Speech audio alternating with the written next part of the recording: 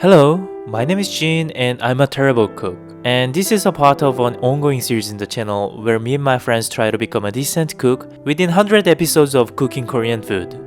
In this episode, you are going to see me cook yakgwa, which is a traditional Korean snack. Do I eat yakgwa often? I doubt it, but I never doubt that it is so delicious. There was a phase in my life, probably on my middle school days. I remember myself buying this mini yakgwa at the convenience store on the way home, like every day. I was one of those Korean kids who always goes to Hagwon, which means private academy after school, during my whole pre-university days, and yakgwa was some sort of reward after my hard day of studying.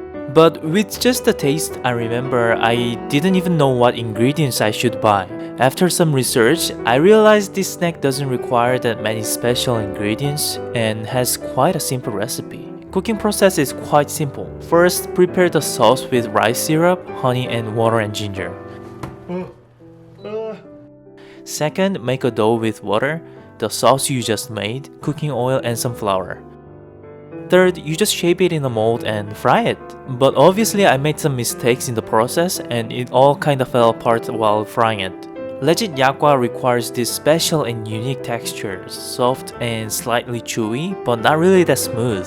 It feels pretty dense. At the same time, it kinda has this crumbling texture, but not really generating crumbs. Even though I found my outcome is a little bit odd, but in general, it was super delicious and my mom was super satisfied with it.